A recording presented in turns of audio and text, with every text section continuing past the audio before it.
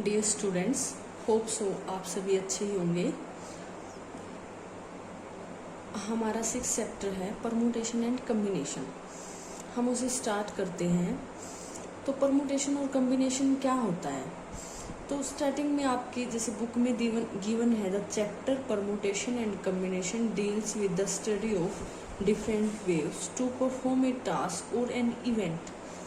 किसी काम को करने के लिए जो डिफरेंट वे होते हैं हमारे, उनकी स्टडी को डील करते हैं हम परमुटेशन और कम्बिनेशन में। तो परमुटेशन और कम्बिनेशन में हम एक फैक्टोरियल नोटेशन का यूज करेंगे। तो वो फैक्टोरियल नोटेशन आपकी क्या होती है, जैसे n और ये फैक्टोरियल, ये हमारा फैक्टोरियल का सिंबल होता है।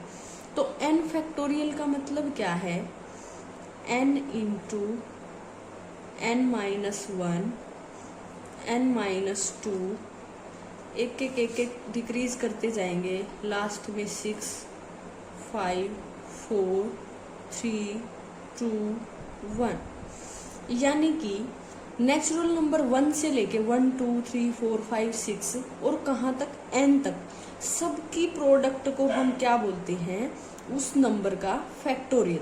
जैसे ये हमारा n था, n 1 से लेके प्रोडक्ट कहाँ तक है, n तक, तो कितना बन गया ये हमारा n फैक्टोरियल।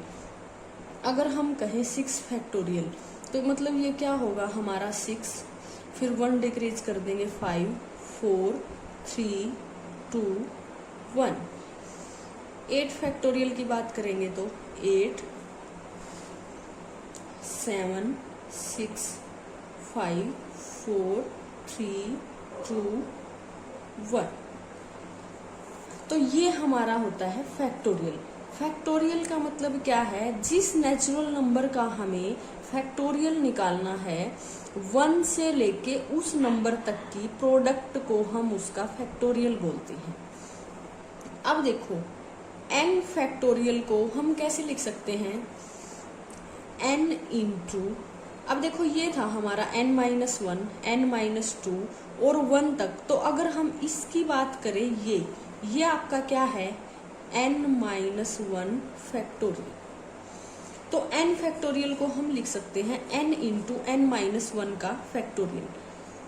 n फैक्टोरियल को क्या लिख सकते हैं, n इंटू n-1 n-2 का फैक्टोरियल। तो मतलब इसको हम किसी भी फॉर्म में लिख सकते हैं। अगर हम n तक लेके जाएंगे तो सिंपली मल्टीप्लिकेशन आ जाएगी।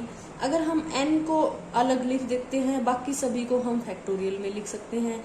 हम 2 टर्म को ले सकते हैं, बाकी सभी को हम फैक्टोरियल में लिख सकते हैं। तो हम डिफरेंट वे से n फैक्टोरियल को एक्सप्रेस कर सकते हैं।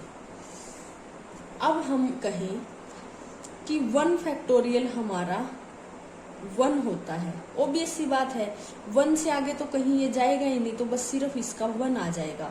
और हम कहें कि 0 फैक्टोरियल भी हमारा 1 होता है, तो ये कैसे आएगा।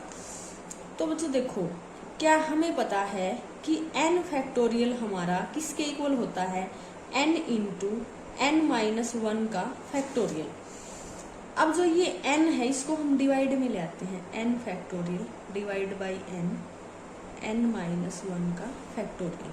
अब हम क्या करते हैं, पुट n इक्वल टू 1, इस n को 1 पुट कर दो, तो 1 factorial divide by 1 1 factorial. 1 factorial क्या आ जाएगा, 1 डिवाइड बाई 1, तो 1 ही बचेगा। 1-1 ये क्या है, 0 फैक्टोरियल। तो 0 फैक्टोरियल की वैल्यू भी हमारी क्या आ गई, 1।